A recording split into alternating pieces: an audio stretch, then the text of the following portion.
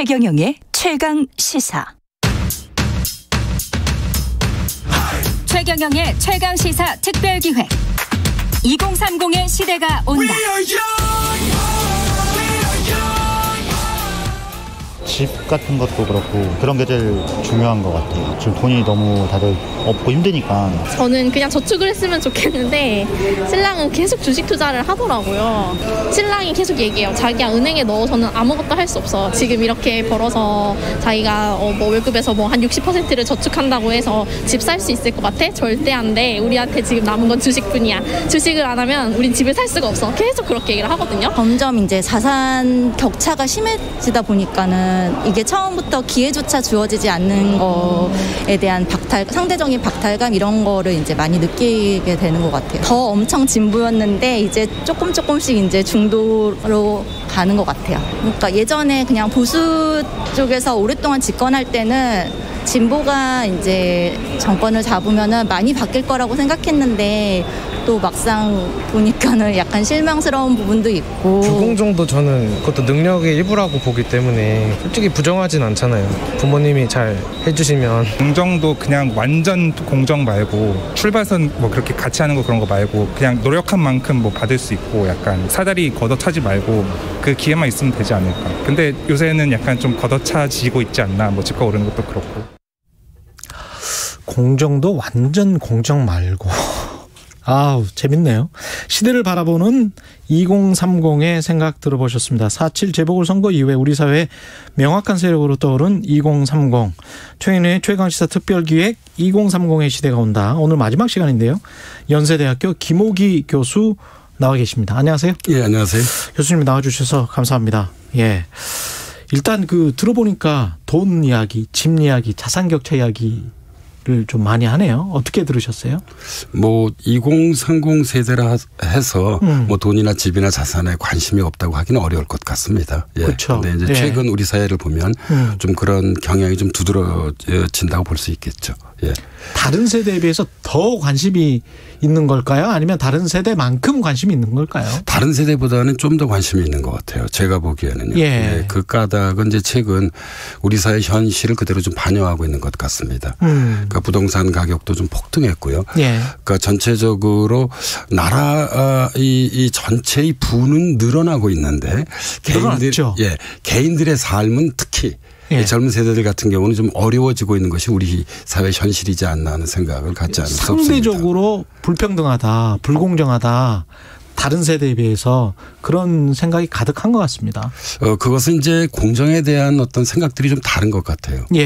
그러니까 이제 기성 세대들 같은 경우에는 특히 586 같은 경우에서는 이 결과의 평등을 좀 중시해온 반면에요. 결과의 평등. 예, 그러니까 예. 2030 세대들 같은 경우에서는 기회의 평등을 더 중시하기 때문에요. 예. 예. 아무래도 우리 사회가 가지고 있는 어떤 그런 기회의 불평등이 이들로 하여금 공정하지 않다는 생각을 좀 강하게 안겨준 것 같습니다. 더더욱 이제 이 2030 세대는 지난 2016년 예. 촛불 집회의 주역 중에 한 그룹이었잖아요. 그렇죠. 예.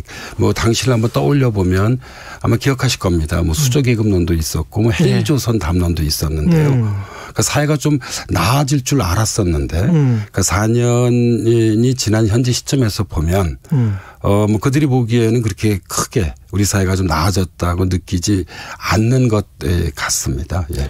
기회의 불평등은 사실 어떻게 생각을 해보면 자본주의라는 것이 완벽하게 기회가 평등할 수 있는 그런 구조는 아니지 않습니까? 우리가 부모를 선택해서 태어날 수는 없으니까. 그렇기 때문에 더더욱이 오히려 역설적으로 기회의 평등을 중시하는 것 같습니다. 그래요? 예. 이런 식으로 이제 따지면 어떤 식의 어떤 해법이 나와야 될까요? 그러니까 기회의 평등을 공정하게 관리하는 것이 매우 중요한 것 같습니다.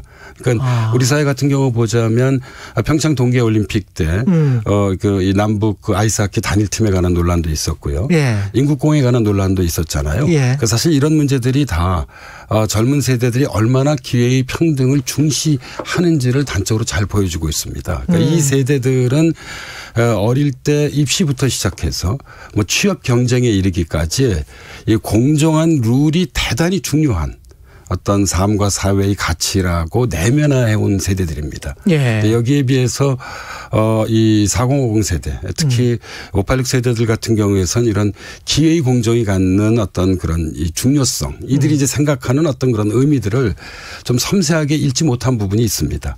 이것이 이제 일종의 세대 간의 어떤 그런 긴장과 갈등으로 나타나지 않았나 하는 생각을 하게 됩니다.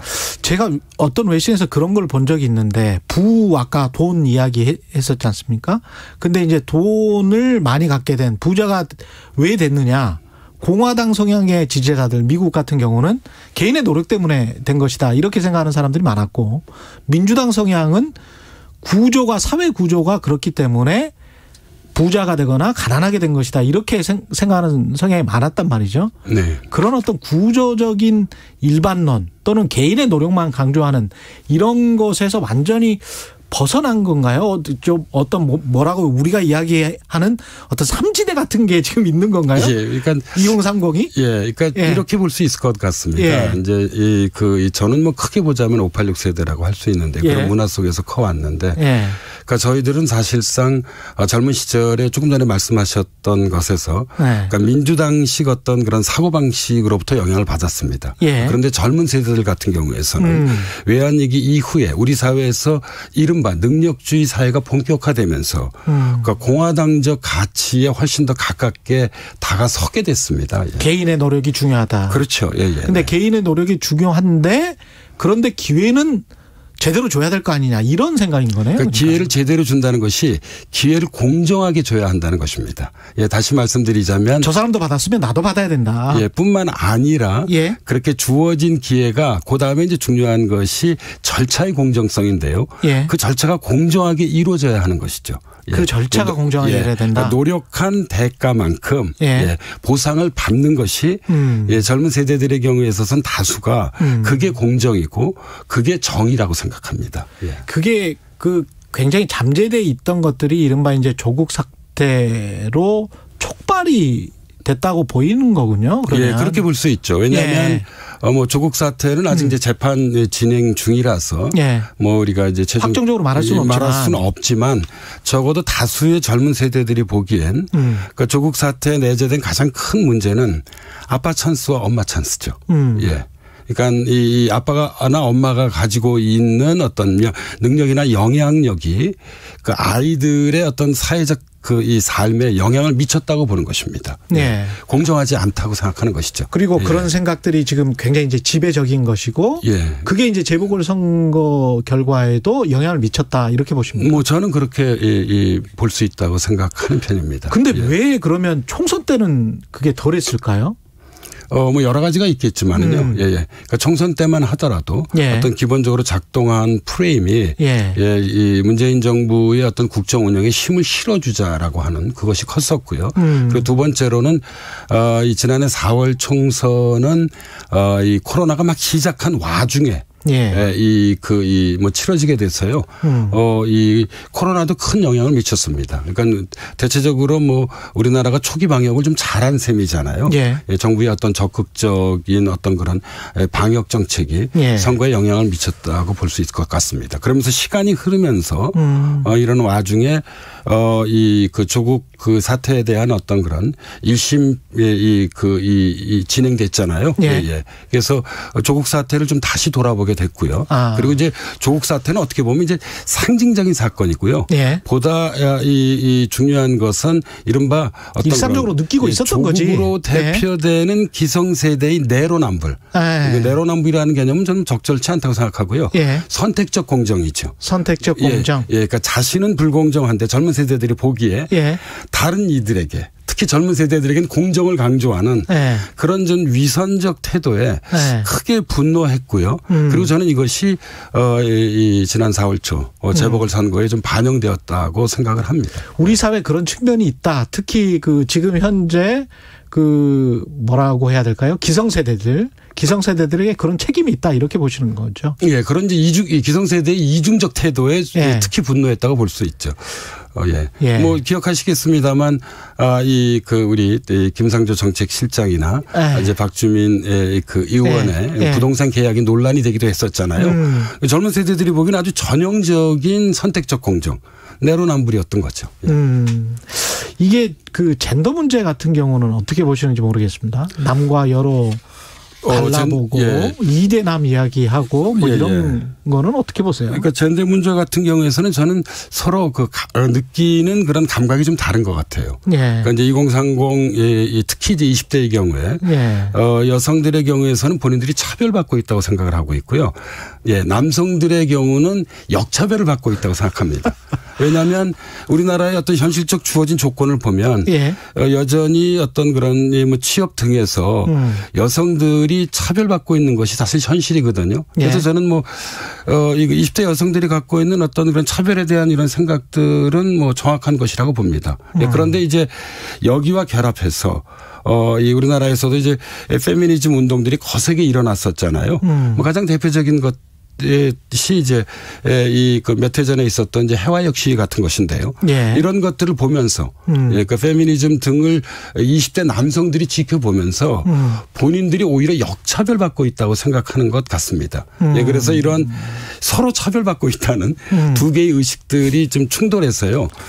이 사실 이 기성세대들의 경우에서는 이 그런 뭐 여성 해방에 대한 관심들은 있었지만 이렇게 어떤 세대 안에서의 남성과 여성의 어떤 그런 격렬한 긴장의 형태로 나타나진 않았습니다. 그런데 이제 20대의 경우에서는 어떤 이 그 세대 안에서 남성과 여성 간의 어떤 그런 젠더적인 뭐 긴장 경우에 따라서는 갈등들이 현재 관찰된다고 볼 수 있을 것 같습니다. 어떻게 보면 힘이 그만큼 세져서 그 전에는 4050이나 5060들은 남성의 권력이 너무 셌기 때문에 그런 목소리가 덜했다고 생각되기도 하네요. 뭐 그렇게 볼 수도 있습니다. 있죠.